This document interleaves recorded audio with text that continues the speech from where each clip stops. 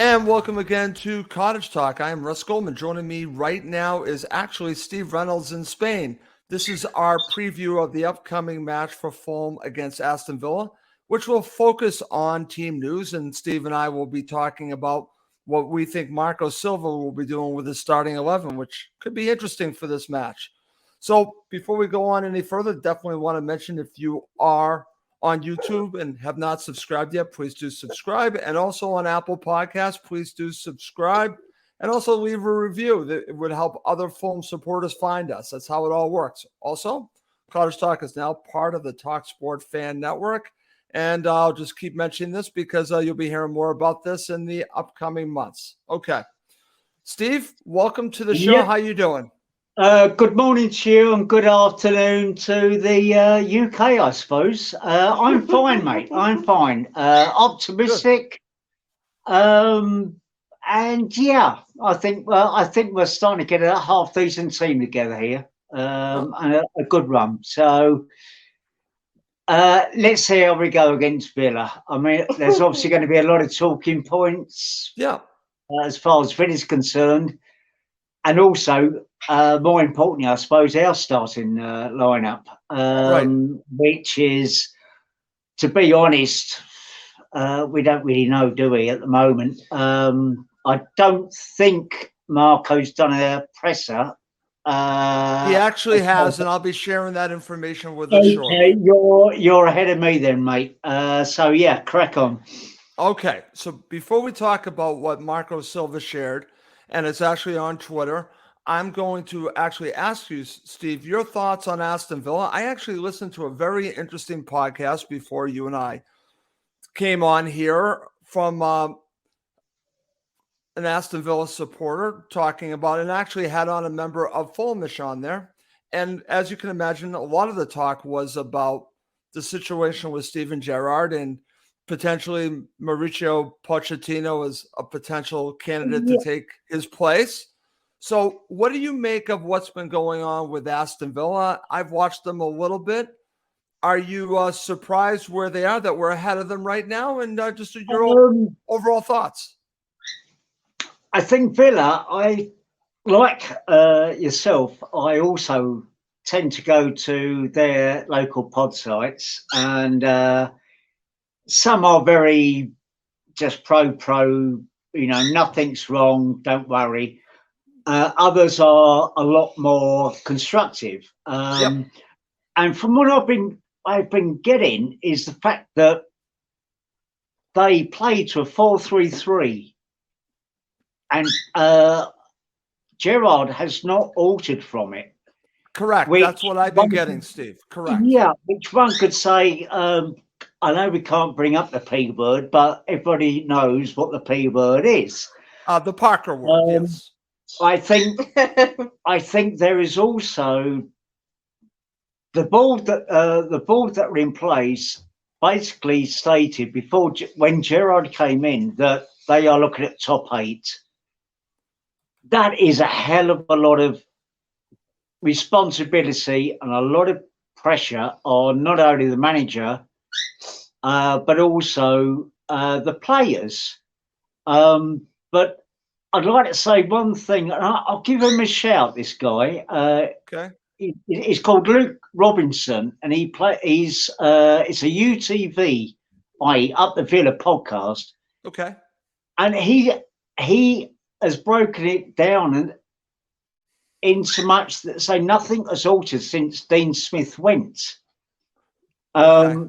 He's, to be honest, he's actually changed his mind regarding the score, but I think it's too much chop and change is what I got from the Villa supporters, and they're not necessarily particularly au fait with Gerrard. Well, what I've also got from what I listened to, it was called the Hulkcast, and basically Steven Gerrard is similarly playing how he played at Rangers. And the idea, thoughts I got from this podcast was that he hasn't really changed what he's doing. It's how he does it.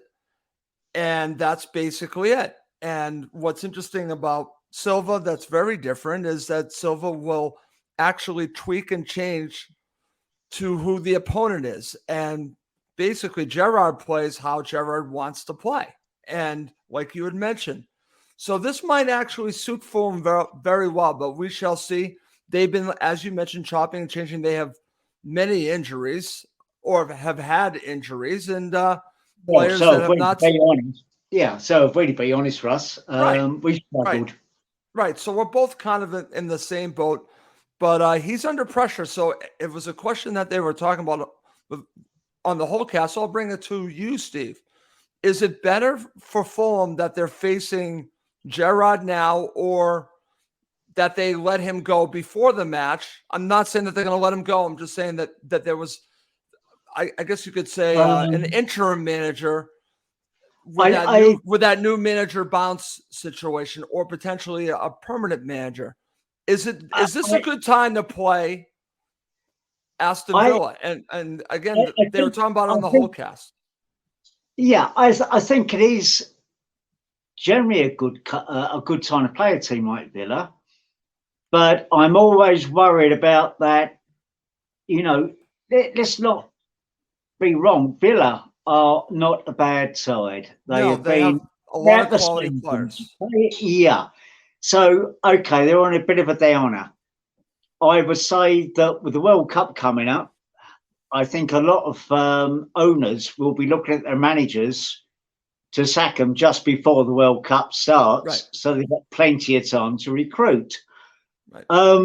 I just, from listening to Villa supporters, there seems to be a negativity. Yes. Within their style of play. It's predictable. I think I actually watched the game against Chelsea. Yep. And I thought certainly the first half, and probably 10 minutes, second half, I thought they were worth a good shout. But they just seem to go off the edge. Right. Now, is that down to Gerrard not making substitutions when he should? I don't know. But they're no idiots. No. I don't think this is an easy one.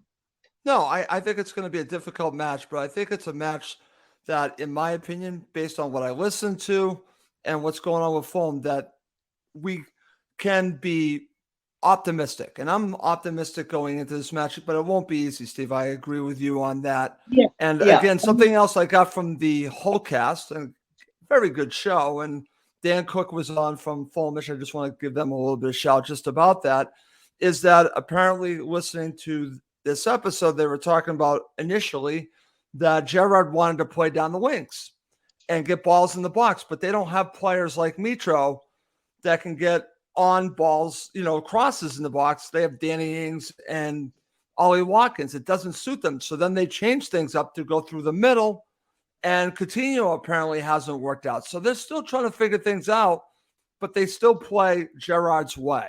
So yeah, I think I think Danny Ings is a bit of a sort of a enigma in some ways. I think he's got the class there, but I don't think, because, as you rightly said, they are going down the middle. Right. They're not utilising the likes of Watkins. No. And he's not being utilised. But more importantly, if they get the cross in and let's say Ings is there's no follow-up. There's no one just sitting that 10 yards off your central striker. Right. There's no Mitro there, and there's no players around Mitro, the way Fulham are set up. But how many times is Mitro, it's come in and he's just chested it, put it back those 10 yards, and you've had someone there to put the ball in the net. And that exactly is what Villa are. They're struggling to score goals. They're struggling. Yeah, they're a club steeped in tradition. Oh yeah, but that doesn't give you a right to say your Premiership. No, you have to earn it every year, Steve. Exactly. No one is above the Premiership. That goes, Everton's and all these clubs. No, we certainly know that, my friend. Okay, so now let's get to the team news. And this was on Twitter, and this is from the presser with Marco Silva. And basically, the big team news is Kenny Tete is a serious doubt. And based on what I read, reading between the lines here, I would be surprised, Steve, to see him. They're still assessing him, but I have a feeling he will not be available. So let's start with talking about Kenny Tete. We're going to talk about different starting 11 situations coming up in a bit, and one will involve Tete. But if he cannot start again, how big of a loss is this? I think, to be honest, some of the old Fulham fans will know about Sick Note, better known as Darren Anderson at Tottenham. Great player, plenty of skill, always injured. Tete seems to be injured quite a lot. I think both the left back and the right back were two positions that we should have covered, which we did not. Not yet. I mean, hopefully it will come. But at the moment, you're looking at Bobby Decker. It would appear that Marco does not seem to have too much. He's not a lover of Mbabu. I don't know why. It's obviously Sunday it's going on in the training, but because any decent manager would not put someone like BDR as a right back. I mean, so I think there are problems that have got to be addressed, but I think it's a case of put a second plaster on it and let's go for it. And I think we've got to carry the game to Villa. I think that's really important. Don't let them settle. Okay. It's interesting. Like I said, the whole cast actually, Dan Cook was mentioning that maybe potentially we should be sitting back a little bit based on what's been going on with Villa. But I tend to agree. Again, not to go gung-ho, but I think that Fulham can go at Villa and see where they are, and they can actually assess the match as they go along and make changes if they may. But I don't know if I would take the approach of sitting back and try to beat them on the counter. I don't know if I would do that, but that was a suggestion that I heard on this show. I think our midfield is strong enough. Okay. There's also the fact that I think virtually every game Gerrard has played a 4-3-3. Yep. And he has I think that suits us, Steve. I think that I agree totally, because it allows the likes of Jedi or whatever to get round. Exactly. Be it Cabano, Wilson, or whatever, get behind. I think we're in with a chance. I'm not approaching. I'm not at all negative about this one. Okay. Agreed. I've been bitten on the backside a few times, but haven't we all? But right. I'm okay with this. Okay. I feel confident. Okay. I do have some other team news, and actually, Steve, I think this is encouraging. So the other team news is everyone available for the Bournemouth match should be available for this match. So when we're thinking of players like Harry Wilson, especially Mitro, in the presser, he basically, Marco Silva said the players should be available. So that's a huge positive here, Steve. Or you can look at it on the flip side. Should we be more cautious when it comes to Mitro? We do have a match coming up again with Leeds United. Or do players just play? How many hours have we spent talking about this City Oak? Me and you? Probably about 5.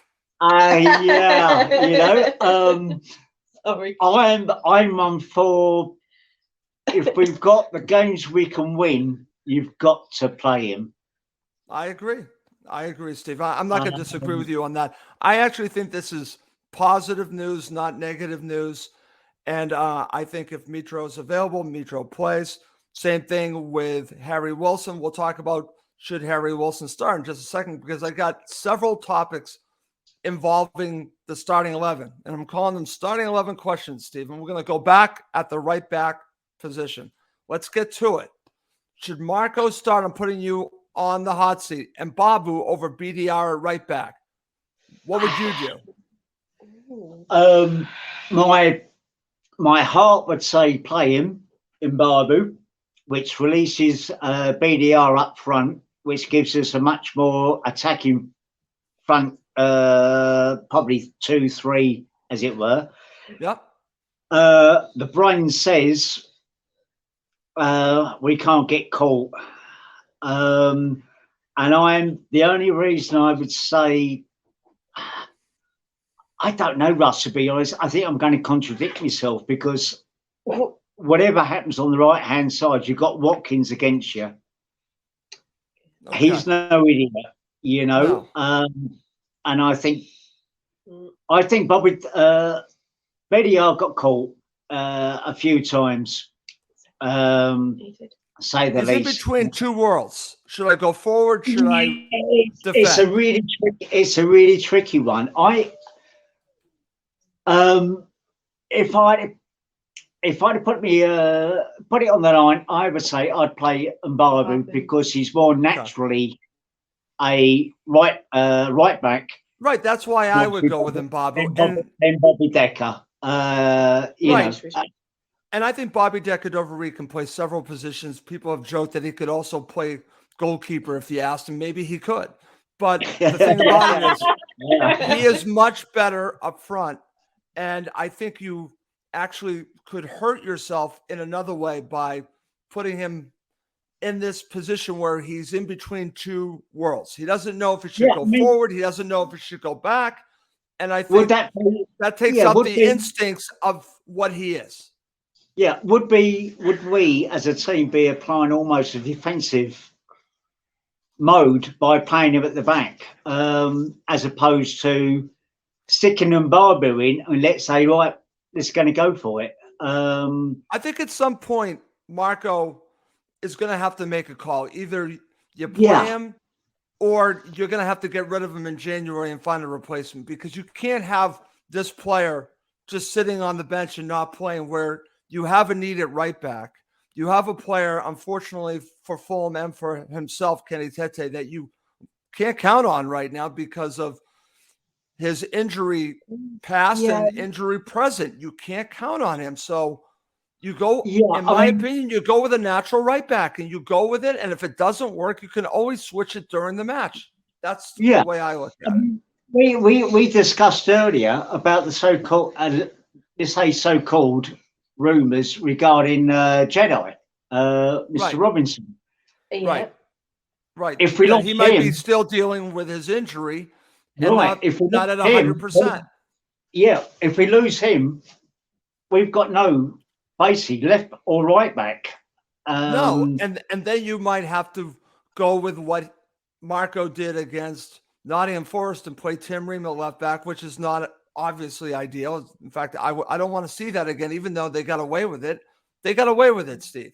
So for me, you go with the natural right back, but we'll see what Marco goes with against Aston Villa. Okay. This is a topic you and I have talked a great deal about, and I know your answer to this. Should Diop start, Steve? And if so, who's his partner? You see, right. Two sides to the question. Should he start? Yes. Who should he take over from? There you go, Steve. I'm putting you on the hot seat. Come on. I would put him over Tosin.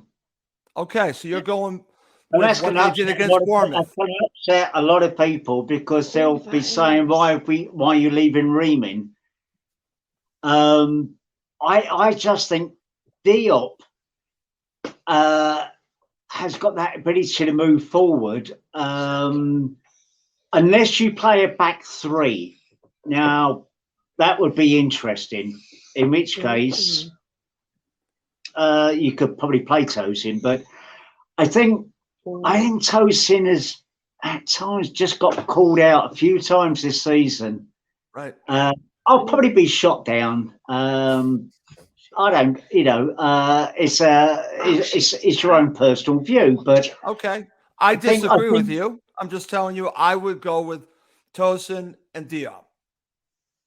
why would you drop Ream then? I would drop Apart from the age, etc. Because I think if you look at the big picture, if you look ahead for the rest of the season, Steve, I think you are protecting yourself a little bit with the age of Tim Ream. You would be starting a partnership with two younger players that will give them a chance to gel instead of going with the risk that you're going to continue to get good returns from Tim Ream. You are getting good returns, but the age is a factor, my friend.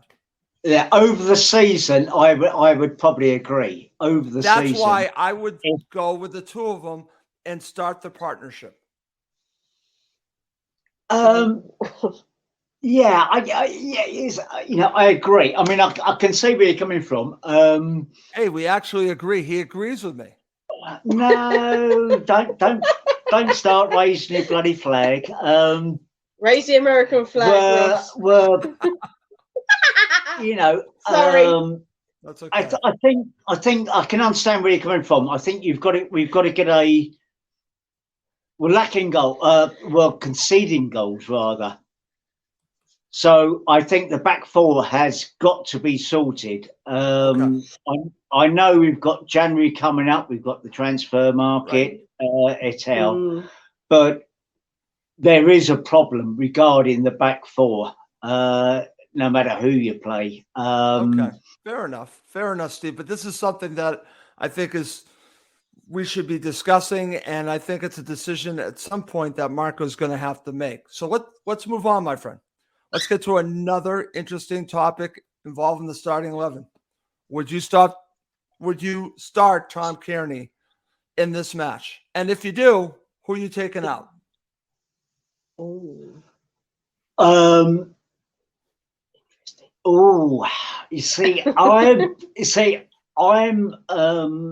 I quite like Reedy, and I think against the Villa in the formation the Villa are going to play, I think Reedy is a bit of like a Jack Russell, isn't he? Slaps at heels all the time.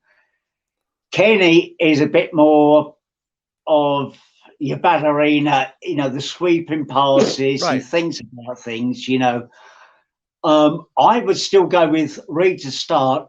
So would I. I would certainly keep Tom. Again, the usual sort of 60-minute, something like that, 30 minutes ago. Change of pace. It changes the game. Yeah, when he can be brilliant at times, TC. But I think against this opponent, Steve, I'm sorry to jump in. I think this is the right call to stick with. I think it is, because Villa are struggling to score. And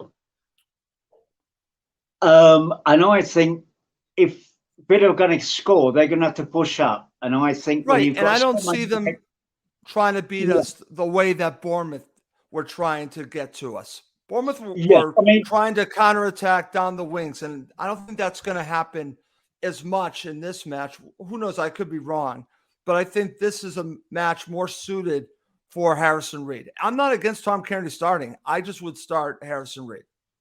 Yeah, I mean, I would play probably Reed. I'd stick Pereira, and I'd put obviously João Palhinha in there. Okay. Because they are a powerful threesome. I.e., they can take a lot of knocks, but I think what you got to look at is try and get it wide, because from what I've seen or watching Villa this season, they are vulnerable to the wide, sort of that wide ball, or the one that comes away from the goalkeeper. Right. So you get the goalkeeper sort of in no man's land almost. Exactly. So I don't think it's going to be easy. I know we've spoken. I know what your prediction is. It's a lot bigger than my prediction, but We'll get there. We're not there yet. We'll get there. Yeah, we'll get there. I think so much relies on Mitro. Okay. I think is slightly worrying. If he picks up a bad knock World Cup, who we got? I think Vinicius is going to turn out to be okay. I think so too. I think he's got a lot to learn, but to be honest, the few games he's almost, well, not necessarily started, but almost started, he has not really had the service. No, I agree with that, Steve. I agree. You know, but anyway, go on, carry on. Okay. One more starting 11 question, and then we're going to take a quick break, okay? Yeah, no worries. Here's one more question for you, Steve. Is it time for Harry Wilson to start if he's fit? I know they've been working up on his fitness. If he's ready to go, would you start Harry Wilson?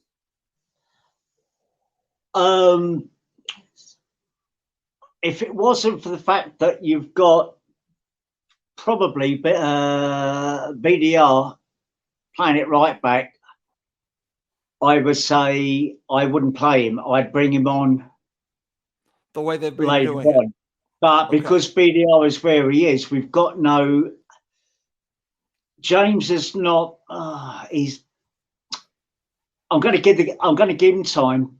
Let's give him some time. I know there's been a lot of criticism of him, and it's obvious why, because he has a lot of pace. He hasn't showed any finishing product yet, so I understand the criticism.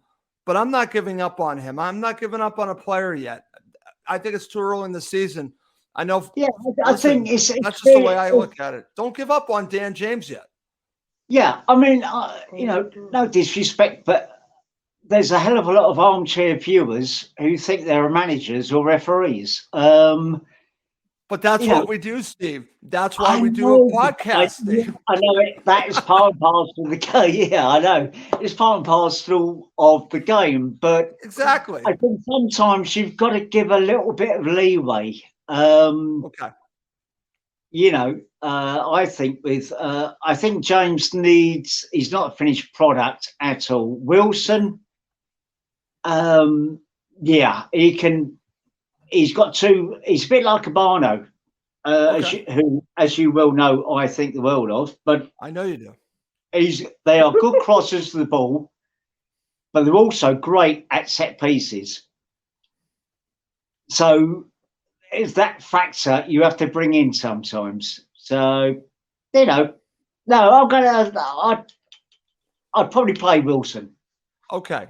So now you completely contradicted yourself. Okay. We're going to get an OG from Wilson. I know it. Okay, but that's fine. That's fine. Also, anyone that is watching and listening, the lovely voice that you're also hearing is Steve's wife, Emma. So I just want to mention that as well. Also, before we go to break, by the way, I'm not. Okay. Carry on, man. Okay, before we go to break, I want to wish a very happy birthday to the Fulham Shadow, Emilio Danilo. So happy birthday, Emilio. So I want to wish you happy birthday to the Italian Stallion. The Italian Stallion. Okay. Well, coming up next to end the show, I'm going to ask Steve what Fulham need to do to win the match. I'll ask him his starting 11, and we'll finish up with predictions. Okay, Steve, let's get to it. How do Fulham win this match, my friend? What do they have to do? I don't think we've got to change too much, to be honest. I think we've got to get it wide a bit more. I think the midfield, as it stands, as you say, we're going to get onto the starting 11 later. But yes, I think if we can boss midfield and we can get wide, I think we'll be okay. My only worry is if we go, which I thought at times against Bournemouth, we did not track back, and that is a danger. you've only got to basically blow it once. They go 1-0 up, and like Bournemouth to an extent on the second half, they just put the ball up, and we couldn't not do anything about it. That's my only worry. But I would say you put the ball about, make them run, make them chase. You know. Okay, excellent stuff, Steve. All right. Before we go to your starting 11, I'm going to share some comments from the Fulham supporters. This is from Colm Bugler. Could we play 3 at the back for just this match with Decadova, Reed, and Robinson as wingbacks? Steve, what do you think about that?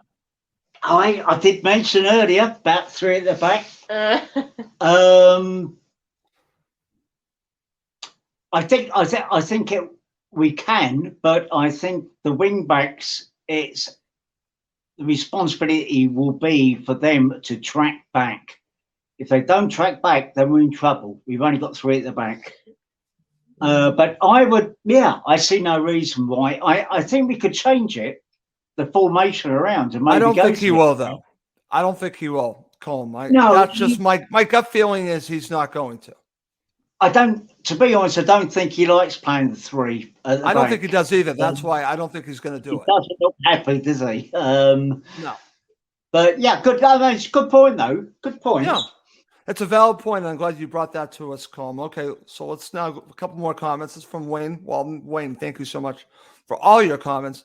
Tom Kearney should play against Aston Villa. He plays very well against Villa. And to follow that up, my friend Chris Davidson played Tom Kearney. Now, you and I have already said we would play in this match Harrison Reed. And I'll just reiterate why we are saying that is that it goes to who the opponent is, not that we wouldn't start Tom Kearney. I think there's a place now to start Tom Kearney against certain opponents. I don't know if Villa is the right opponent for Kearney to start.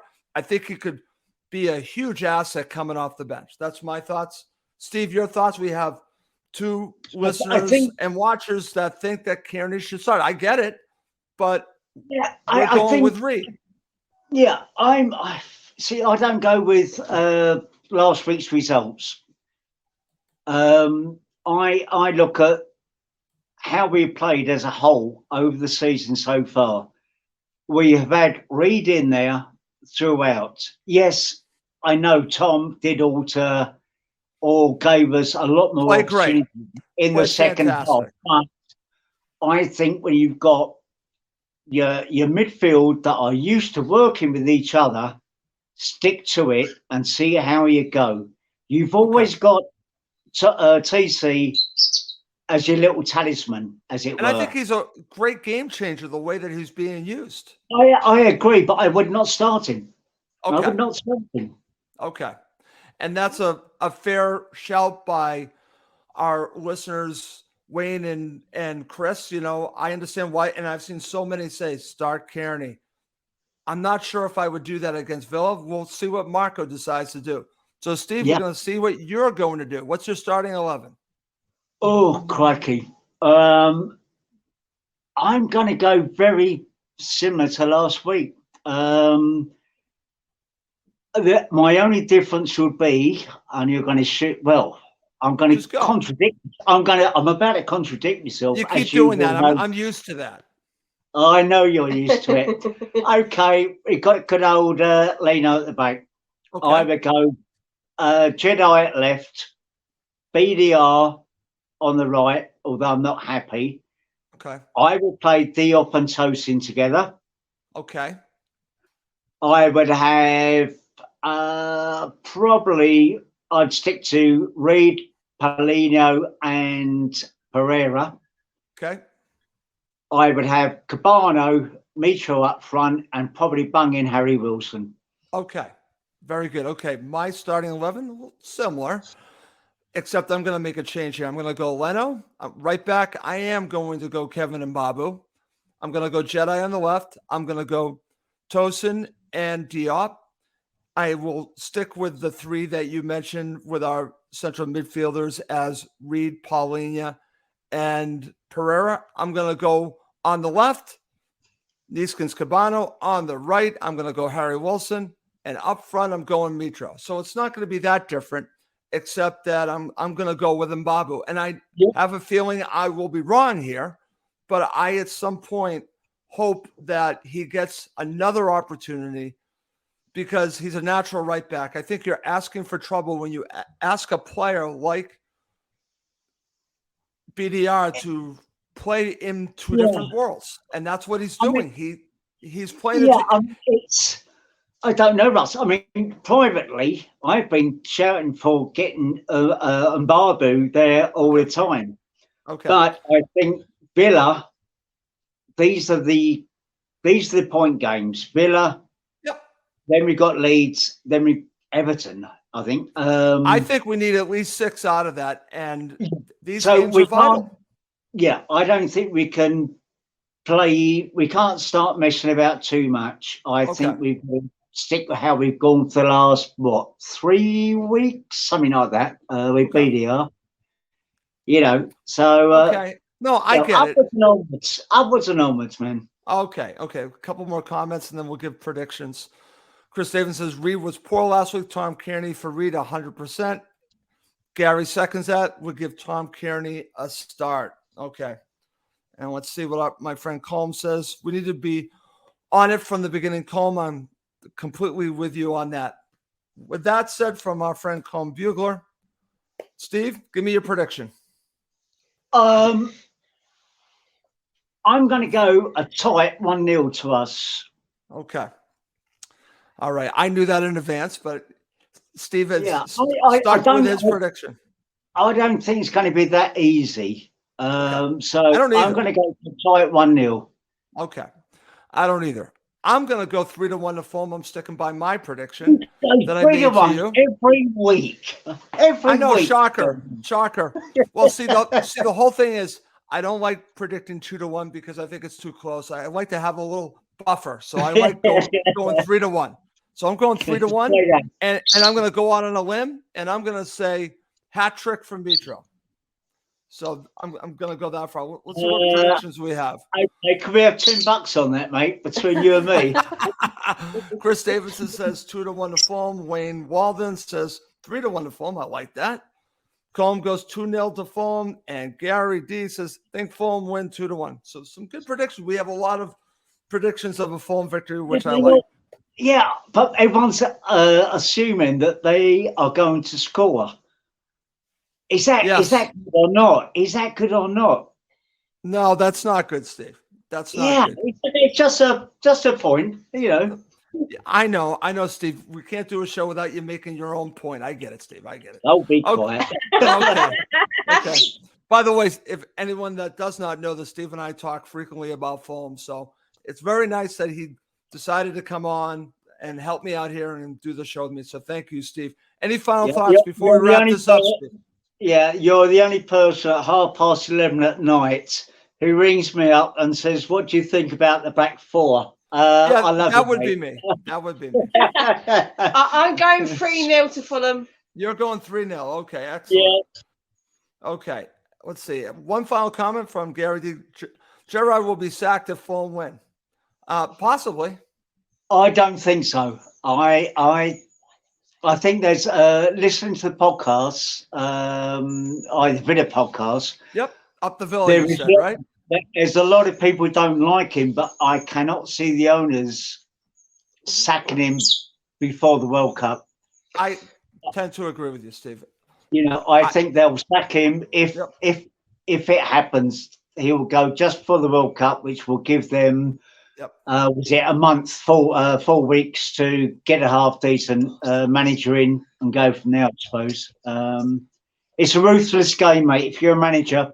Oh, I know. They know what it is. They know the game. Exactly. Yeah. Okay, well, that's going to do it for this episode of Cottage Talk. For my good friend Steve Reynolds, I'm Russ Goldman. Thank you as always for watching and listening to Cottage Talk, which is now part of the talkSPORT Fan Network.